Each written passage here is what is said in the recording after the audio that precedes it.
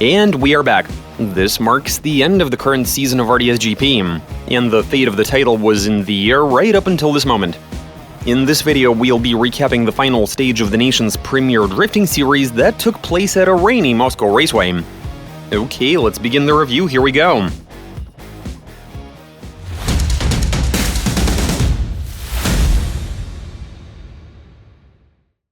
During practice, the weather was still dry, so business as usual. However, at this stage, gearboxes were failing left and right. Over a quarter of the cars had to have their gearboxes either replaced or repaired. Anyway, the final race was attended by a good 38 drivers representing 10 teams.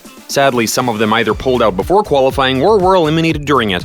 For different reasons, Denis Sorokaput and Ilya Polishuk were forced to retire before they could even go out. Everybody else had at least one go down the lengthiest scored section of the entire championship, measuring 945 meters. Scattered over it, there were 11 clips, the first and last of them being double clips. The judge's assignment is up on your screens. Also, speed restrictions, or rather the average speeds to maintain throughout each sector, were still very much in place. And with that, let's cover qualifying.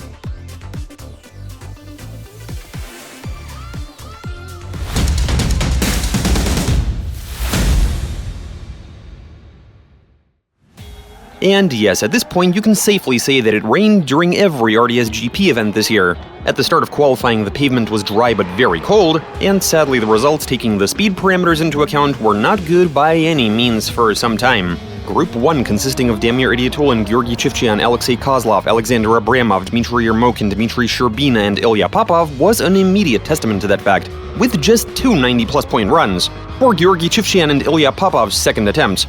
94 and 92.5 respectively. Otherwise, scores were mostly in the 80 to 90 point range. The worst results were for Alexander Abramov and Alexei Kozlov's only attempts, 67 and 63 respectively, and there wasn't a single zero. As for the incident that involved Predator Drift Team, it was broken down on vdrifte.ru. There is no need to comment on that clown show here. Group 2, Roman Tivadar, Ruslan Arefiev, Danila Vorobyov, Anatoly Sherbak, Leonid Schneider. And from here, scores started to improve. Everybody cracked the 90-point threshold except for Sherbak and Arefiev. Sherbak scored 80.5 and 78.5, Arefiev 0 and 67.5.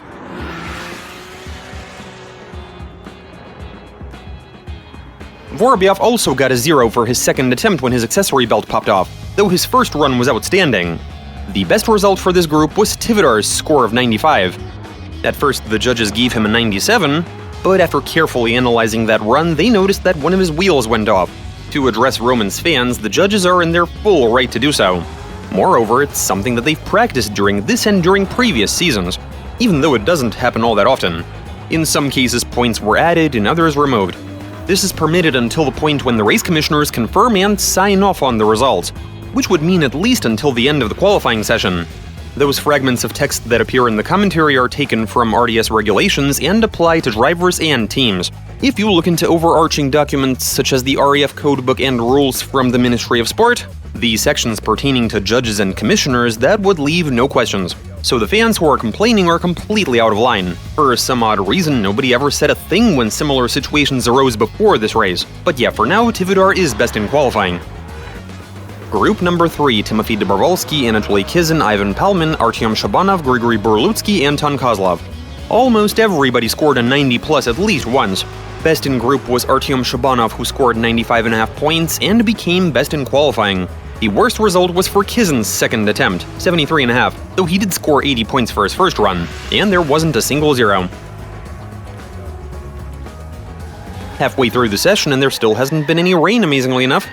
Anton Dmitryenko, Yevgeny Losiev, Artyom Leites, Denis Miguel, Sergei Kuznetsov, and Artur Zelyony were able to drive on some dry pavement. The results were slightly worse than for the previous groups. The only drivers to crack the 90-point mark were Losiev, twice with an identical score of 91.5, and Miguel, who got the same score for his second run. The only zero was for Zelyony's second attempt when he spun out. The worst positive score was for Dmitryenko's second run, 76. By the time Group 5 was up, it began to rain, which we were all eagerly anticipating, not really. Speed restrictions were lifted, you'd expect scores to go up, but they didn't. Kirill Mitskevich, Danilo Skorobogatov, Ilya Fyodorov, Vladislav Yerofeyev, Andrei Ostapov, and Pyotr Borodin were quote-unquote lucky enough to go out in mixed and very difficult conditions. That being said, the only zero was for Skorobogatov, who didn't go out a second time. with his engine literally disintegrating and the team being unable to replace it in time for the health group.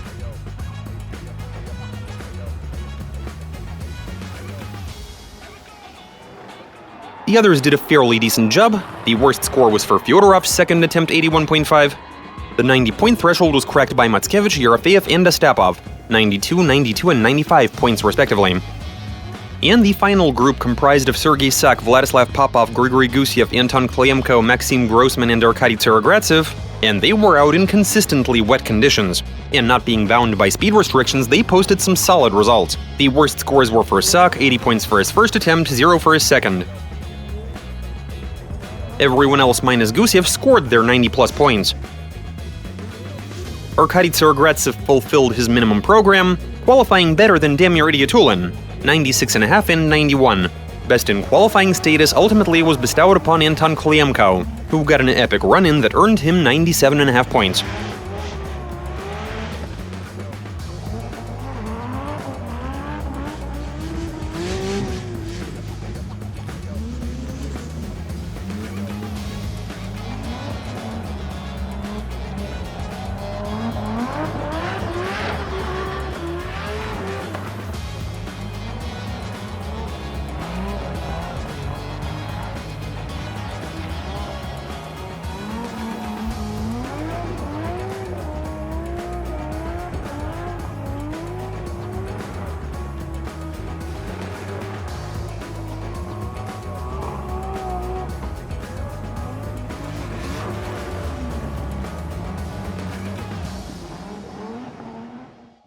I feel very good about how I qualified.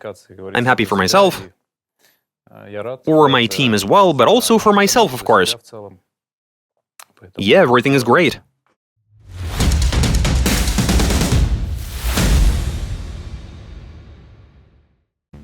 There wasn't much to say about the actual competition during day one. Thankfully, this wasn't like previous races where all you had to do was avoid spinning out. There was actual battling, and that's great. Anton Kleemko outperformed Anton Dmitrienko in the lead, earning 30 line points compared to 26, and in the chase being noticeably closer.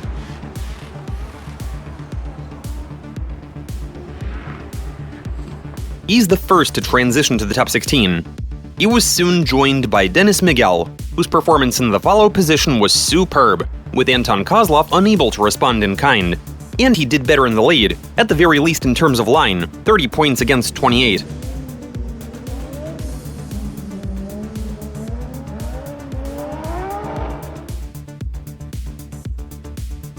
Georgy Chivchian then beat Artyom Leitis even though he struggled, the primary issue being him trying not to spin out because of his opponent tapping him multiple times, which he did, even earning full points for line, while Artyom didn't make it to the line, spinning out in the final sector.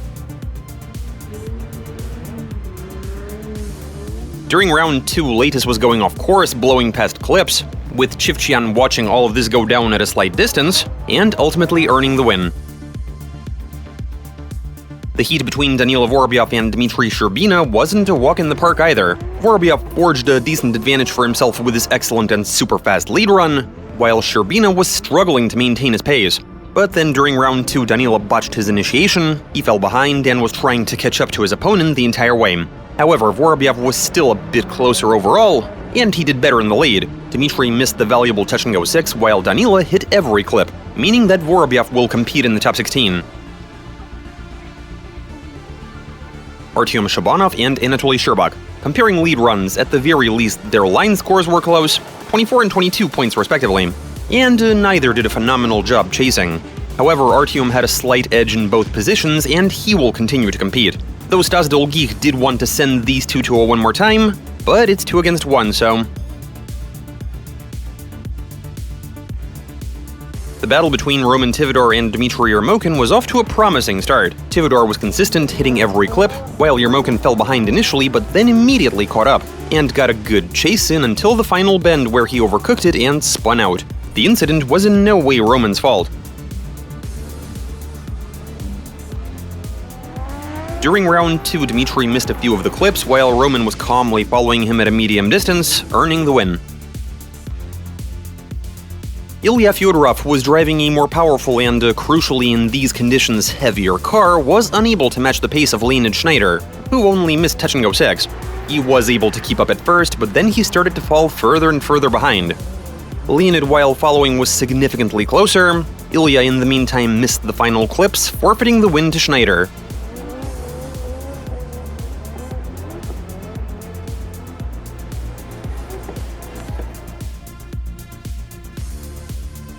Anatoly Kizin gave Arkady Tsarogratsev a proper run for his money, almost taking the heat to an OMT. But Tsarogratsev was cleaner in the lead, 30 line points versus 26, and he made a successful effort to stick closer in the chase.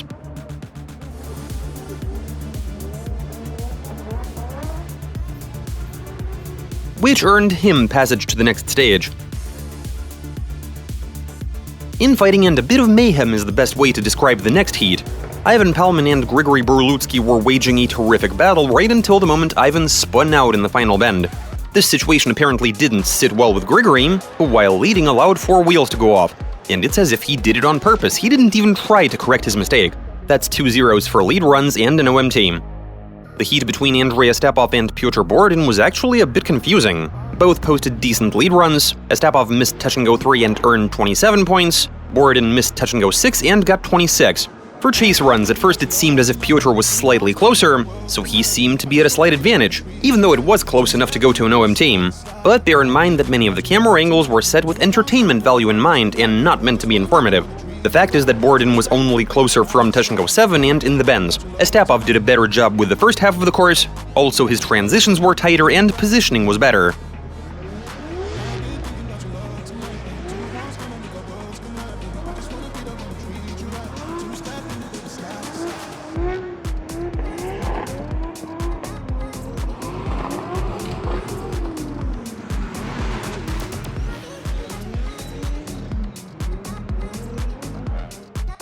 Ultimately, in a split decision, the judges sent this to an OMT.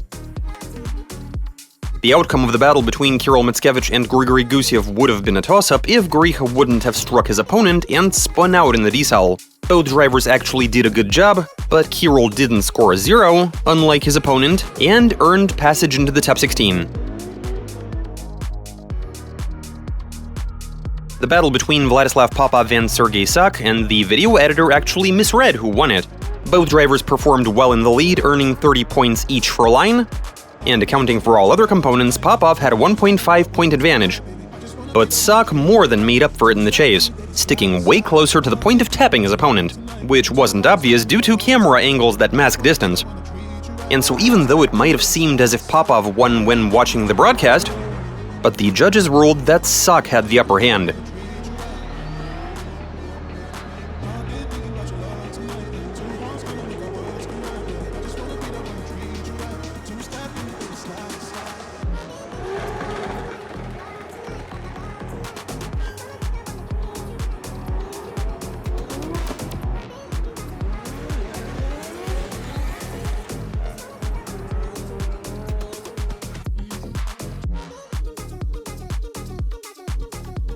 Timofey Dobrovolsky did such a good job following that Yevgeny Losiev, who performed well in the lead, needed to risk it in round 2, during which Yevgeny went a bit too far and struck his opponent in the acceleration zone. Dobrovolsky made it to the finish line, but Losiev did not. It should be obvious who is at fault for the collision, and so the winner of this heat is Dobrovolsky. Maxim Grossman scored a decisive victory over Sergei Kuznetsov. He hit every clip in the lead, while Kuznetsov assumed a dramatic angle and missed touch-and-go 6. Also, Maxim was able to work around his opponent's odd moves while following and stick close. Sergei, in the meantime, was pretty far behind for the first half of the course. Nothing to even debate here.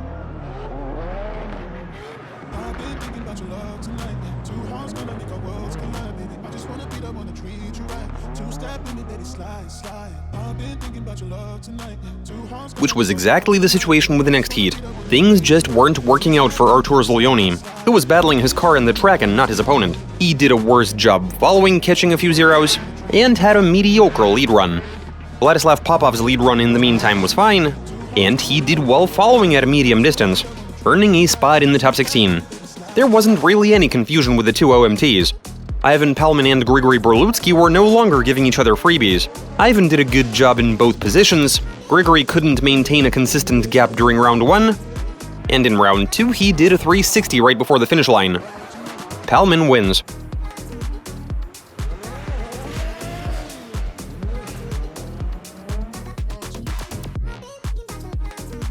The last of the OMTs ended in a well-deserved, though slightly surprising win for Pyotr Borodin. Pyotr was slightly more precise in the lead, 30 line points versus 28, and was way closer than Andrei Ostapov while following, even though he was erratic and correcting a lot. Round 2 of the heat did not go well for Andrei, with him falling way too far behind. Pyotr Borodin makes it into the top 16. As does Damir Idiatulin, with Vladislav Yerofeyev first requesting their battle be moved to the end of the grid, and then announcing that he's forced to retire.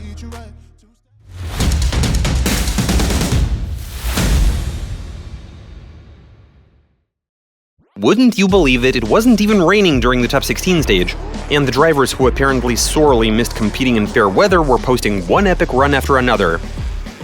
Denis Miguel's chase run was so good that Anton Kliamko simply had nothing to respond with.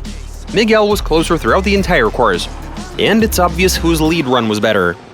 Denis hit every clip, though one of his wheels did go off. No penalties for style, meaning for speed, while Anton missed the valuable touch-and-go 6 and lost 3 style points. Miguel is the obvious winner here. Georgy Chivchyan, meanwhile, was able to respond to Danilo Vorobyov's fairly tight chase run. He just followed him even more closely, pressuring him from start to finish. And while leading, Gocha hit every clip and didn't lose any style points. Danilo, meanwhile, missed touch-and-go 8, 4 points removed, and he lost a point for speed.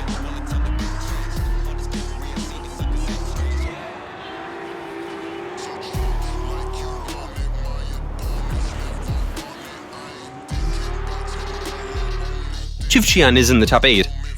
The battle between two drivers who are contending for the podium in the championship rankings, Artyom Shabanov and Damir Idiatulin, ended with the judges ruling for an OMT. In the lead, both drivers got the full 30 line points, with Damir losing a point for style. Meanwhile, Artyom was flawless, but when following, Idiatulin was all over him the entire way, while Shabanov near the end lacked the speed to stick just as close.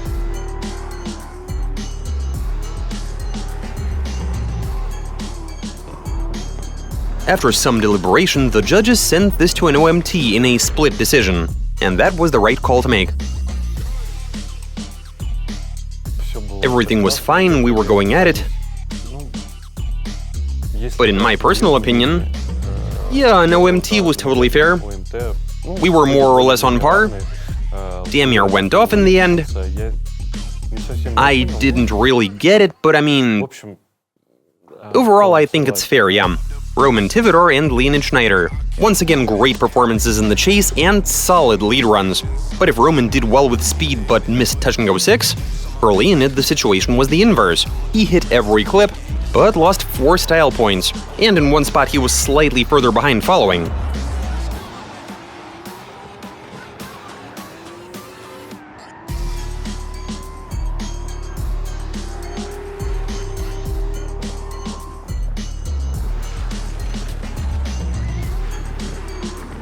This one was sent to an OMT, which makes perfect sense. The heat between Arkady Tsarogradzev and Ivan Palman could have been a very interesting one. Also, it was key for Arkady to get the title, however, the first round was going very well, right up until Ivan spun out unprovoked at touch-and-go 6. The second portion of the heat was just a formality at this point. Palman got a good lead run in with Tsarogradzev calmly following him at medium distance. The latter won and earned his second championship title. Who could have guessed early on this season? But the competition among teams continues. Neither Forward nor Time Up had won just yet. And another head-on clash ends in Time Up winning. Kirill Mickiewicz got a good lead run in, hitting every clip, even though he did lose 3 points for speed. Pyotr Borodin wasn't quite as precise, missing touch-and-go 6, and his speed was lacking. 7 points removed. Both did very well when following, but based on the lead run scorecards, Mickiewicz makes it into the top 8.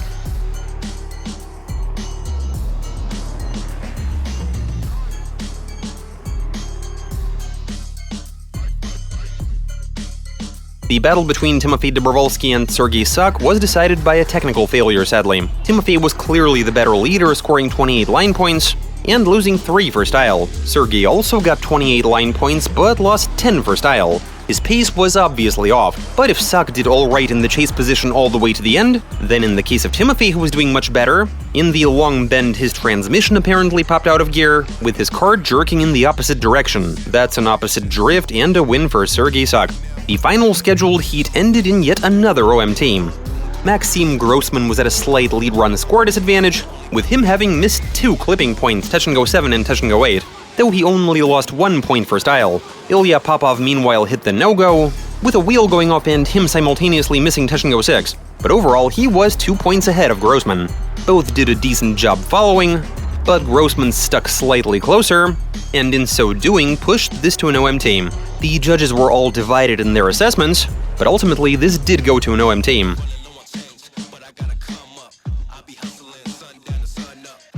The first and most important of the OMTs ended during the first round, unfortunately, when Damir Idiotulin, who up until then was doing a terrific job following, incorrectly positioned his car with his Supra slamming right into Artyom Shabanov's Supra. Damir was at fault for the collision. During the second round, Idiotulin did his best in the lead, and he was looking good actually, while Shabanov followed at a medium distance and earned the win. The judges were asked to comment on why they decided Damir was at fault, and it's all down to the numbers, not the judges' subjective opinions as some people insinuate. So the assignment for angle in that spot says no more than 90 degrees, however, we do have a 1 degree margin of error, so in that spot you're very much allowed to go to 91 degrees. In this case, yes, Artyom Shabanov transitioned into a wide angle, but it was 90 degrees, so it was within the limits. From there, the assignment has high-speed sections, and one of those high-speed sections is Sector 3. And that sector, you're meant to pass through it in 3.7 seconds, 3.9 that's minus 1 point, and the next bracket after that is 3.9 to 4.1 seconds. Artyom Shabanov's time was 4 even, meaning he loses 2 points. That wasn't a critical mistake that warrants a 0. Now let's discuss Damir. And while he was transitioning, he moved to the inside. Damir decided to compromise. Drivers were all navigating that area very differently, as long as they stayed on course. But Damir took an inner dive so that he could keep up with Artyom. Also, according to the data, Damir's speed was a couple of kilometers an hour higher. All of that means that him colliding with Artyom was his fault and his fault only. Artyom was on throttle even prior to the dotted line that indicates where you're supposed to hit the gas. So Artyom stuck to the assignment, even though he did receive a slight penalty for his speed, but it was not his fault. Though it shouldn't have been a question to begin with. It's tough to say. Because, how do I say this? The rules have changed. If the old rules were still in place, I probably would have lost. But according to the new ones, as explained by the judges, I won. I can't say it sits too well with me, because I always like to be on it. If anybody thinks that I was doing something to try and tamper him on purpose, I mean, I would have just said that my car is broken and wouldn't have even gone out. But I went out, and that's when I learned that something is wrong with my car. We scrambled to try and fix it to get ready for the top 8 battle with Leonid, and we were freaking out, man. Moving along. Roman Tivadar effectively forfeited the win to Leonid Schneider. Both of them did a terrific job following, but as the leader, Leonid hit every clip and lost no points for style, while Roman missed Touch and Go 8, one of his wheels went off near the end, and he lost 4 points for style.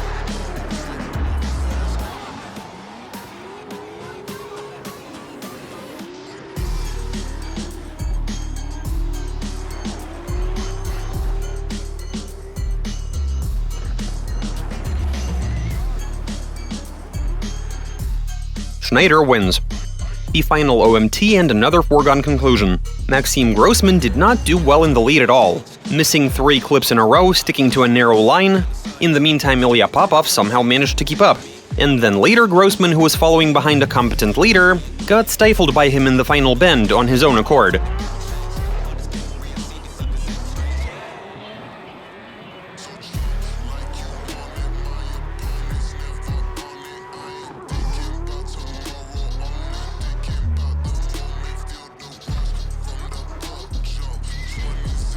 Ilya Popov scores the last vacant spot in the top 8.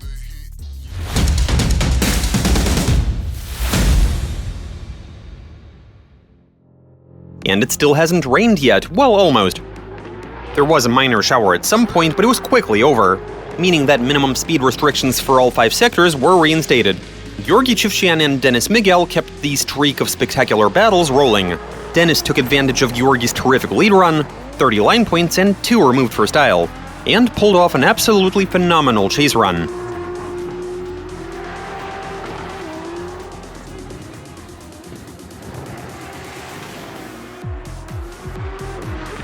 Though the second portion of the heat didn't go quite as well. Miguel one wheel off around touch-and-go 3, which provoked Chivchian to follow suit, with 2 of his wheels going off course, him falling behind and being forced to catch up, which he was even almost successful in doing. Denis, despite that mistake, maintained a decent pace, though he did catch some flack for going off and for touch-and-go 9/1.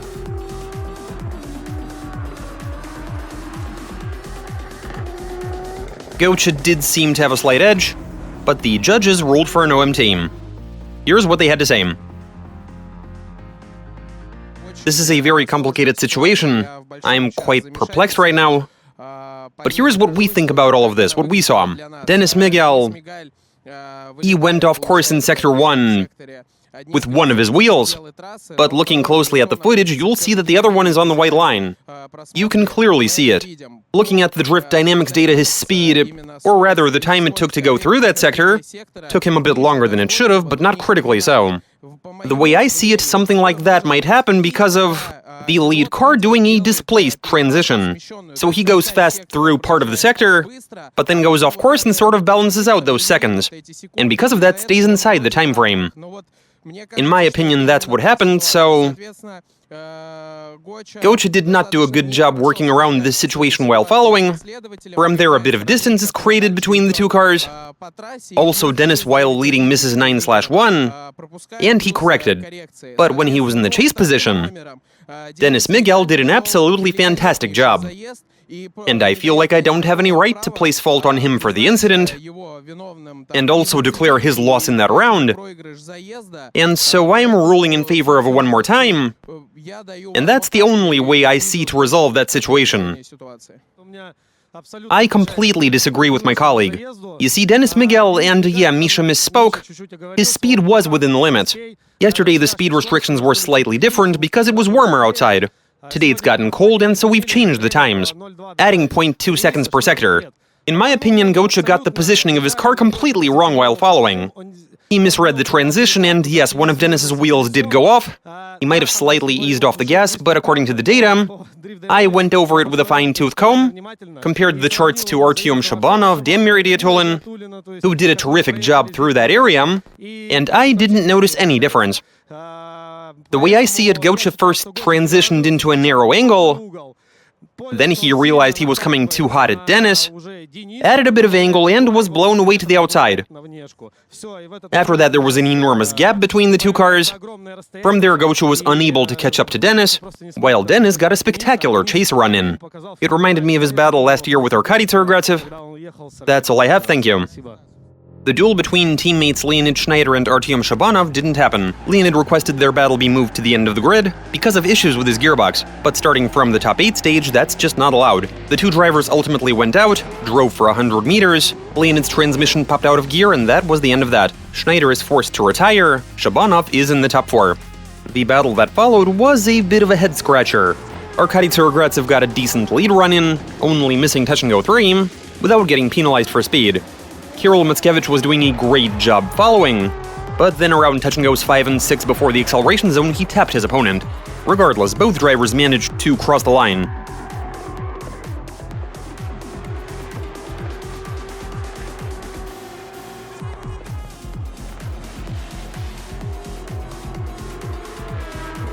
They changed places, Tsargratsev was pretty close and consistent, Mickiewicz was also doing alright, hitting every clip and losing 2 points for speed.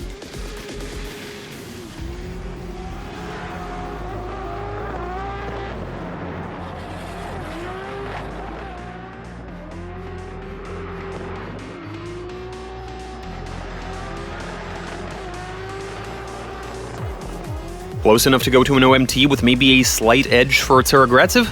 And indeed, the judges did send this to an OMT, but for example, Safanov had Mickiewicz winning. Once again, the camera angles were misleading, even though they made for a nice-looking picture. The fact is that Kirill was closer while following everywhere except for touch and go 6 where there was contact and through the bend that followed. If not for the tap, he would have won the battle, but because of it, it's an OM team.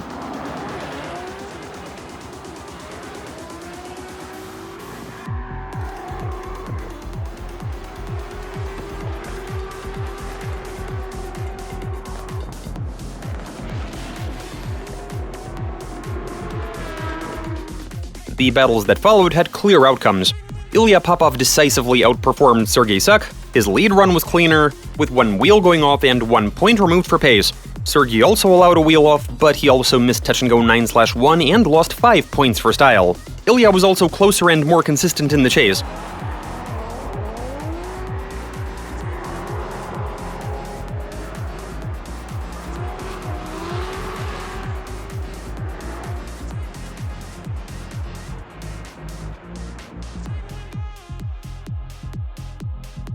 The OMT between Georgy Chivchian and Denis Miguel was effectively over at touch and go 3 during round 1, when Denis slammed into Georgy, ending the round right there.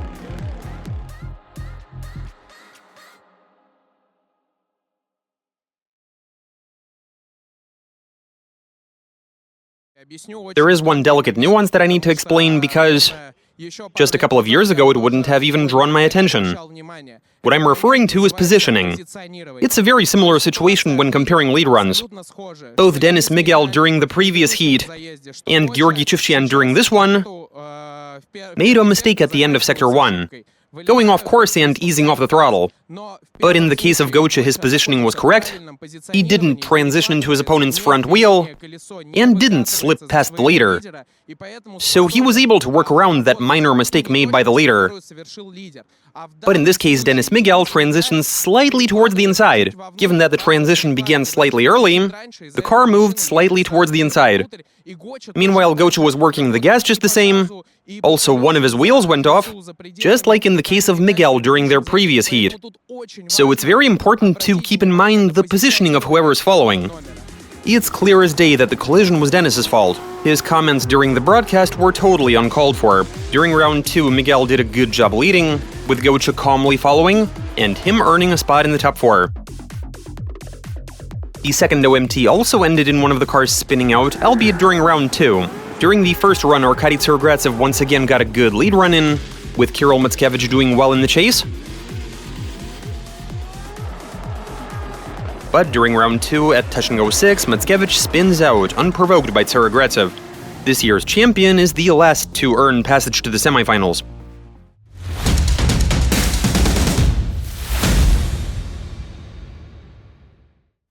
Two champions going at it, Artyom Shabanov and Georgy Chivchian. And two unbelievably spectacular and fast rounds. Shabanov in the lead hits every clip without losing a single point for speed, with Chivchian breathing down his neck, though he did leave a bit of space for an even closer chase. However, Artyom didn't capitalize on it. He was unable to stick any closer than his opponent did during round 1. If anything, he was further behind. But then Georgy lost 2 points for line with one wheel going off, and 3 points for style. This would either be an OMT or a win for Shabanov, and yes, this did go to an OM team, though from a slightly different perspective. In any case, why not watch these two go at it once again? And then Arkady Tsargratsev surprised everybody when he lost to his young teammate. Their lead runs were about on par, but while following, Ilya was consistently close, while Arkady was catching up, falling behind, catching up again. In other words, things did not go well for him.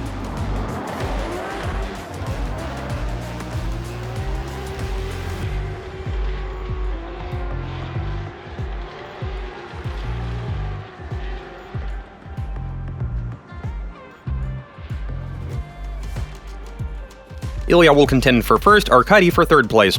The OMT between Artyom Shabanov and Georgy Chivchian put all doubt to rest. Once again, two terrific lead runs. One of Gocha's wheels went off, no penalties for speed, while Artyom hit every clip but lost one style point. Chase runs were a different story. Chivchian was slightly erratic, but he was close the entire way. Shabanov was slightly further behind overall, and around touch and go 6, he fell behind even further.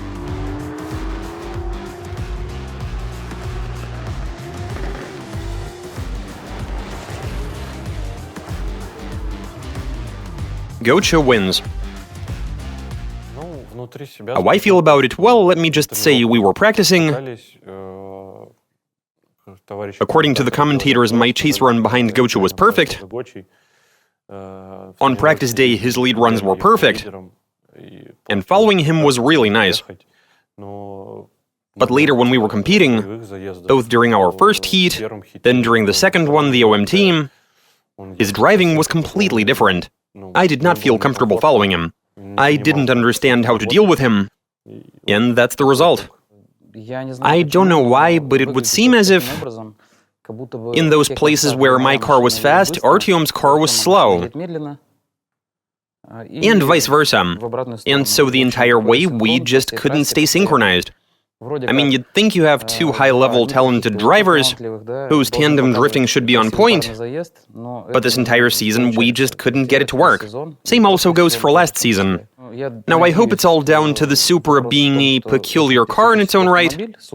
The top drivers in our series who have Supras, they tend to perform pretty well. But when it comes down to chasing, things are just a bit off for some reason. You're always running into slight inconveniences. You want to stick closer, but you're unable to.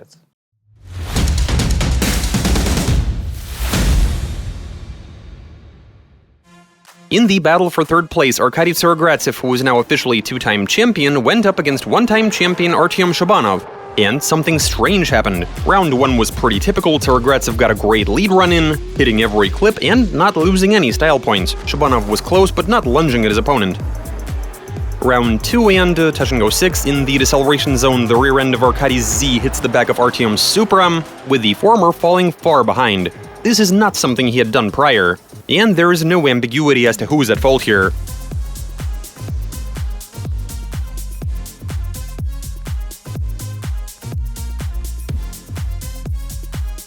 Shabanov has the bronze medal and a slim chance at getting the team trophy.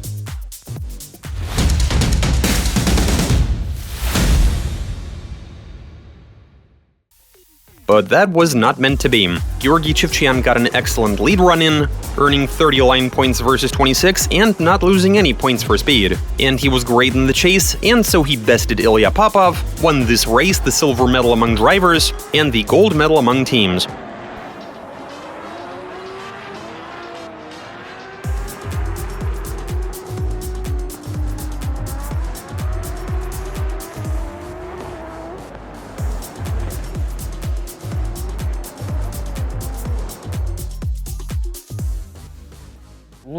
The best one had to be the final battle with Ilya Popov.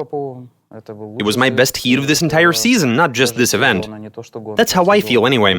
That was a terrific tandem battle, on behalf of both drivers. I made a few mistakes in both positions. I feel as if I transitioned into a narrower angle than I should have. But yeah, I made some mistakes during both rounds, so... Yeah, this was a very interesting season indeed, this one. Finally, some competition during qualifying, changes in the judging, and plenty of controversy. Interesting stuff. If only it weren't for the weather. We would have much preferred to see battles like we saw at this event after the top 16 throughout the entire season. For dry pavement, lots of smoke, high speeds, now that is the best. Congratulations to the winners, sorry to those who lost. And now the RDS GP season, just like RDS Open, is officially over. But coming up, we still have the Super Finals, where the best drivers from both series will go at it. We'll do a video review of that as well, and now let us watch the last of the interviews from the 2025 season of RDS GP.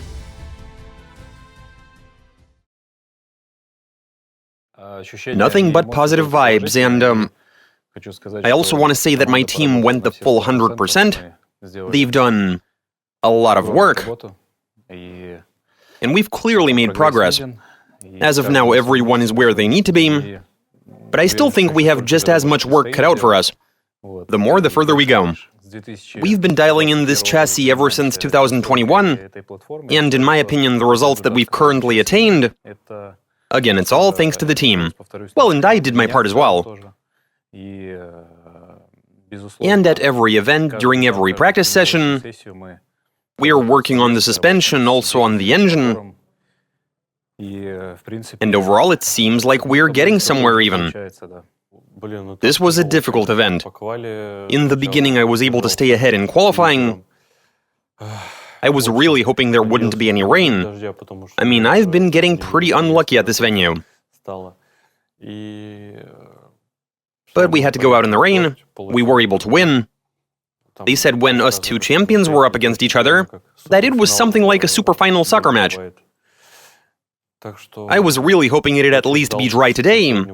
During the morning practice session, things were sketchy. We were afraid it might start to rain, but then the conditions were dry and what happened happened. Overall, I'm pretty content. During this event, things were going well for me in a number of ways, in terms of the judging. So yeah, I mean, it is what it is. I'm very happy. I liked this one very much. This event was the decider in terms of where we stood among teams in the final RDS GP protocol. And I knew full well that me and my teammates really need to put some effort in if we wanted to be in a good position. And we did our best to prepare. It's curious that at the end of the season there was such tight competition between 3 teams, 4 even.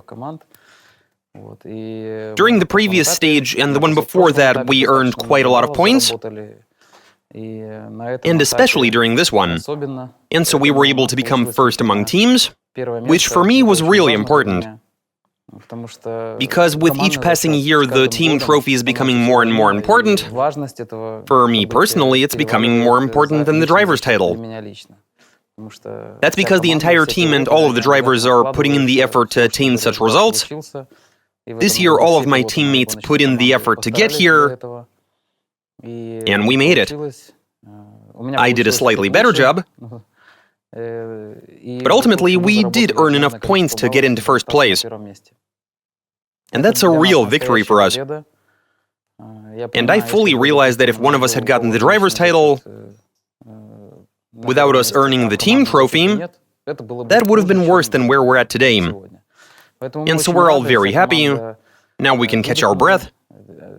All of our mechanics and engineers, everybody who played a part, the entire Forward Auto team, the Takayama Forward Auto Racing team, everybody put in a lot of effort for us to attain such a result.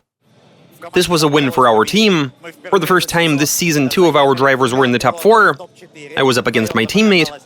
Unfortunately, I wasn't able to win this race, but my teammate Ilya Popov did make it to the final race for the first time in his life, and I am very happy for him. That I also played a part in that. In that, I was his punching bag. Following me, he posted his best performance of the year. It's easy to follow me in general, because I tend to guide everyone. And unfortunately, I wasn't able to beat Artyom Shabanov, because I was too aggressive transitioning in the lower portion. I saw myself pulling it off, and really impressing the spectators, but I overcooked it. It would have made more sense to beat Shabanov, so that he could forfeit his status of champion, relinquish it to me, the proper way. But no worries, we will meet again on the track.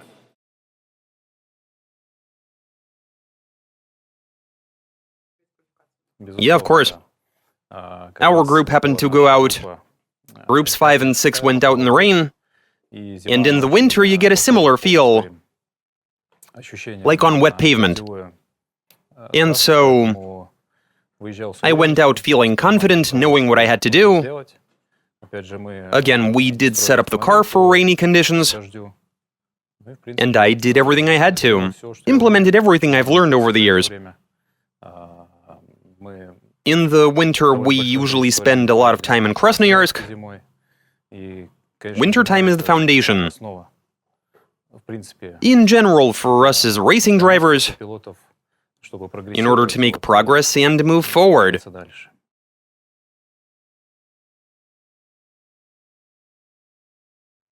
In the earlier stages, I was going off course a lot. Overall, the season wasn't going well for me.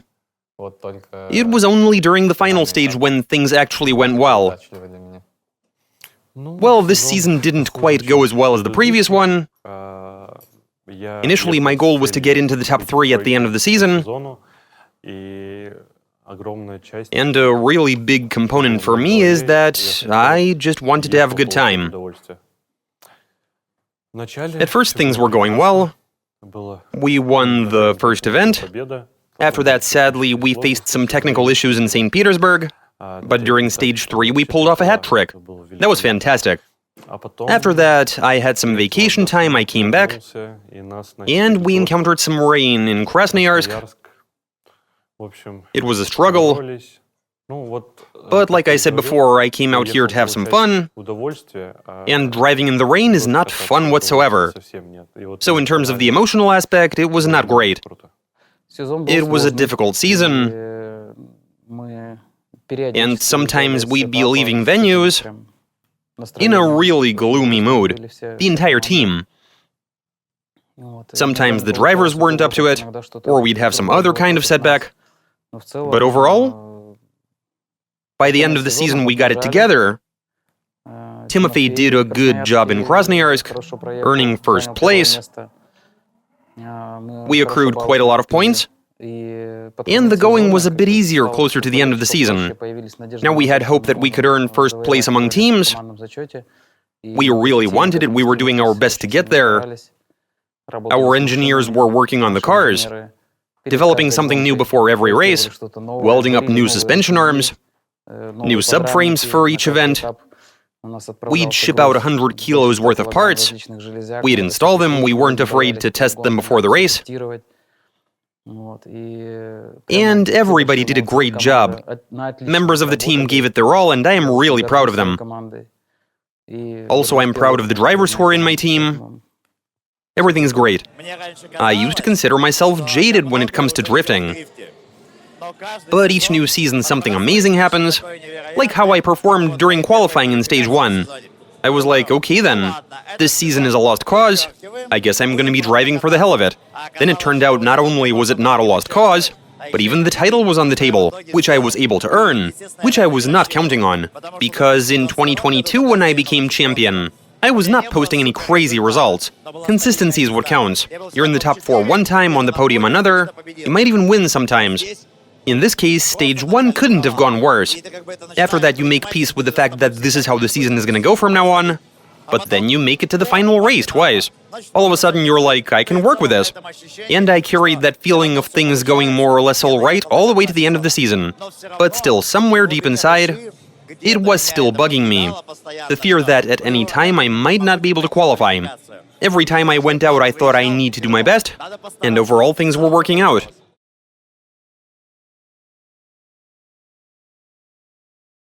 We will definitely be preparing for the 2026 season, for upcoming races.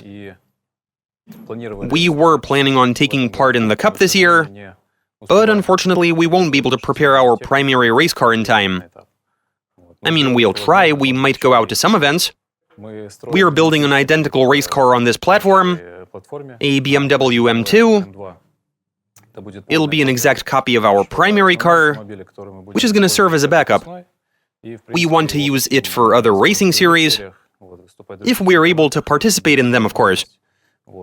And if we're able to finish it on time, we might even come and take part in the Cup. We're soon going to be taking part in the Super Finals in Rostov, and the whole team is going to be headed out straight from Moscow by train to Rostov. We'll have one day to rest up and to take a stroll around this lovely city, and then we'll begin preparing for the race in Rostov. It's a special one for us, because the weather is warmer than at other venues. Also, the track itself is reminiscent of, on one hand, the Prim Ring in Vladivostok, or on the other hand, Tokyo or Osaka, where we've also competed. It's a particular type of drifting on a parking lot, and though it is a small course, but it's pretty taxing. Initiation is risky, you're going into a wall, and you really have to overcome your fears to initiate at that sort of speed, into a wall and with that angle. We really enjoyed last year's event in Rostov, and so we made plans in advance to go there again this year. And we'll do our best to post some good results. In terms of preparation, well, as always, we'll tear all our cars apart, make sure all of the shells are straight, because we did get into crashes. And we're gonna try and figure out how to solidify the results that we were able to attain thanks to implementing new solutions. We might design something new and try it out next season. and perhaps use that as a means to post some decent results. Also, we'll work on our driving skills during the off-season, get more practice in. We are not always able to, but we do our best. Because we want to kick off the next season while in peak condition. Well, I'm the type of person... I often get asked, what does drifting mean to me? And for me, drifting is life. Because I do not have an off-season or... Ever since I started competing in RDS GP, together with Team Time Up. Well, actually, even before that, I was in RDS Europe. And ever since then, I've never had more than 2 or 3 weeks of downtime. I'm constantly racing, I'm at events. And right now, we're preparing for the Superfinals. Last year, we couldn't make it, but this time we will take part. I love drifting on lots. In the International Championship, I became runner-up. Yeah, I like drifting on lots. I've never competed in Rostov, so we'll be there contending for another title. I am all about that, because I've already been the GP champion, this time I was 3rd, and now I need to win the Superfinal race. After that, there's going to be a short break, and once that's over, we're going to join Mr. Tsaragratsev at the Sochi Drift Challenge. Then there's going to be Winter RDS and everything else we're used to. In terms of any trade secrets, you're better off asking the big boss, Leonid Schneider. He's got all of the plans and goals written down. You're better off asking him. I would like to take the winter off for the first time in like 10 years, which is why I've spread the Sochi Drift Challenge over November and March, in order to provide myself with at least a small window when I can catch my breath and get myself together, and restore the hunger for racing.